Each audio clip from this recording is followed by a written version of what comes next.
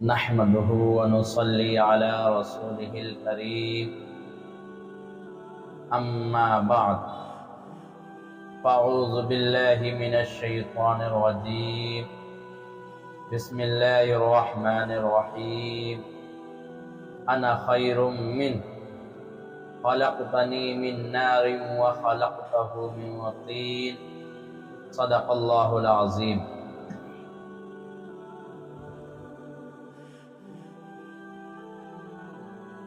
دوستوں اور ساتھیوں، میں آج کے اس ویڈیو میں آپ حضرات کے سامنے دو باتیں رکھنا چاہتا ہوں۔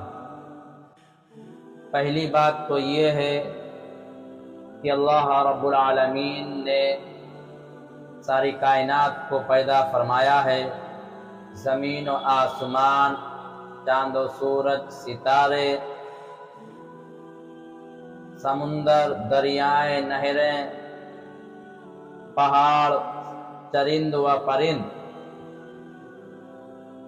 غرض کے جتنی بھی مخلوقات ہیں کم و بیش 18,000 مخلوقات کو اللہ رب العالمین نے پیدا فرمایا ہے۔ تو ان تمام مخلوقات کے اندر سب سے پہلے اللہ رب العالمین کی نافرمانی کس مخلوق نے کی اور کس نے کی؟ اور دوسری بات کہ وہ نافرمانی جو سب سے پہلے سرزد ہوئی، آخر اس کی وجہ کیا ہوئی؟ آخر اس کی سبب کیا تھی؟ اس کا سبب کیا تھا؟ دوستوں اور ساتھیوں، اس کائنات کی سب سے پہلی نافرمانی ابلیس ملعون نے کی، اور اس نے سب سے پہلے نافرمانی کر کے نافرمانی کا بیج بو دیا، اور اس سے پہلے نافرمانی کا تصور ہی نہیں تھا۔ واقعہ یہ ہوا کہ جب اللہ رب العالمین نے حضرت آدم علیہ السلام کو پیدا فرمایا اور تمام فرشتوں کو حکم دیا اور ابلیس ملعون کو حکم دیا کہ وہ حضرت آدم علیہ السلام کے آگے سجدہ کریں، تو تمام فرشتوں نے سجدہ کیا، ابلیس نے سجدہ کرنے سے منع کر دیا۔ دوستوں اور ساتھیوں، آخر اس کی وجہ کیا ہوئی؟ تو اللہ رب العالمین نے اس سے پوچھا کہ اے ابلیس، تو نے سجدہ کرنے سے منع کیوں کیا؟ تو نے سجدہ کرنے سے انکار کیوں کیا؟ تو ابلیس نے کیا دلیل دی؟ اس کو قرآن نے ان الفاظ میں بیان فرمایا ہے، انا خیر من خلقتنی من نار وخلقتہ من طین۔ قرآن کہتا ہے کہ ابلیس نے کہا کہ انا خیر من، کہ میں آدم سے بہتر ہوں، خلقتنی من نار، کہ آپ نے مجھ کو آگ سے پیدا فرمایا ہے، وخلقتہ من طین، اور حضرت آدم علیہ السلام کو مٹی سے پیدا فرمایا ہے، اور آگ مٹی سے افضل ہے، اور جو چیز افضل ہو وہ ادنا کے آگے نہیں جھک سکتی، اس لیے میں آگ سے بنا ہوا ہوں، مجھے آگ سے پیدا کیا گیا ہے، اور آدم کو مٹی سے پیدا کیا گیا ہے، اور میں آدم سے افضل ہوں، اس لیے میں مٹی کو یعنی آدم کو سجدہ نہیں کر سکتا۔ تو یہ تھی سب سے پہلی نافرمانی۔ دوستوں اور ساتھیوں، اس پہلی نافرمانی کی وجہ کیا ہوئی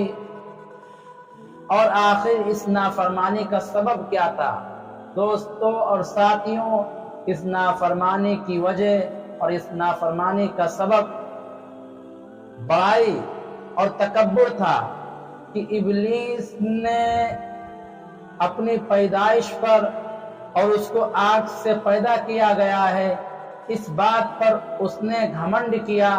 اور اس نے تکبر کیا، اور کیا کہا کہ میں آدم سے افضل ہوں، میں آدم سے اعلیٰ ہوں، میں آدم سے ارفع ہوں، میں آدم سے بہتر ہوں، میں آدم کو سجدہ کیسے کر سکتا ہوں؟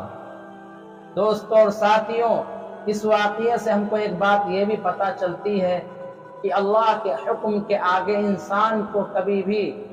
اور کسی بھی مخلوق کو اپنی عقل نہیں چلانی چاہیے۔ ابلیس نے سوچا میں ایک عقلی دلیل پیش کرتا ہوں، اور ابلیس نے عقل سے کام لیا، اور اس نے سوچا کہ میں ایک ایسی عقلی دلیل پیش کروں کہ جس کا توڑ مشکل ہو، اور وہ یہ کہ آگ اور مٹی کا تقابل جب کیا جاتا ہے تو مٹی آگ سے کمتر ہوتی ہے اور آگ مٹی سے اعلیٰ ہوتی ہے۔ گویا کہ ابلیس نے اپنی عقل سے کام لیا، اپنی عقل پر ناز کیا، اور اس نے یہ نہیں سوچا کہ جب آدم کے آگے سجدہ کرنے کا حکم اللہ فرما رہے ہیں، اللہ خالق کائنات ہیں، اللہ نے شیطان کو بھی پیدا فرمایا اور اللہ نے حضرت آدم علیہ السلام کو بھی پیدا فرمایا ہے، تو جب معاملہ اللہ کے ہاتھ میں ہے اور اللہ رب العالمین اس چیز کا حکم دے رہے ہیں، تو ان شیطان کے لیے یہ جائز نہیں تھا، اور شیطان کو یہ زیبا نہیں دیتا تھا کہ وہ اللہ کے حکم کے آگے اپنی عقل چلاتا۔ جب اللہ رب العالمین نے حکم دے دیا تو ابلیس کو بھی سجدہ کر لینا چاہیے تھا، لیکن اس نے سجدہ کرنے سے منع کیا، اس وجہ سے کہ اس نے اپنے دل کے اندر تکبر پیدا کیا، اس نے اپنے اندر گھمنڈ پیدا کیا، اور اس کے دل کے اندر بڑائی پیدا ہو گئی۔ بہرحال دوستوں اور ساتھیوں، کہنے کا مقصد اور حاصل یہ ہے کہ اللہ رب العالمین اگر ہمیں طاقت اور قوت سے نوازے، روپیہ اور پیسے سے نوازے، مال و دولت سے نوازے، حسن اور جمال سے نوازے، تو کسی بھی انسان کے لیے جائز نہیں ہے کہ وہ اپنی ان تمام چیزوں پر غرور کرے، اپنی ان تمام چیزوں پر فخر کرے، اپنی ان تمام چیزوں پر گھمنڈ کرے۔ اس لیے شیطان نے بھی گھمنڈ کیا تھا اور اس نے نافرمانی کی تھی سب سے پہلی۔ اس لیے دوستوں اور ساتھیوں، ہمیں اور آپ کو چاہیے کہ ہم اپنے دل کے اندر گھمنڈ اور تکبر پیدا نہ کریں، اور ورنہ ہمارا شمار بھی ابلیس کی صف میں کر دیا جائے گا۔ اللہ رب العالمین سے دعا ہے کہ اللہ رب العالمین ہمیں اور آپ کو کہنے سننے زیادہ عمل کرنے کی توفیق عطا فرمائے، اور تکبر اور بڑائی اور گھمنڈ سے بچنے کی توفیق عطا فرمائے۔ وآخر دعوانا ان الحمد للہ رب العالمین۔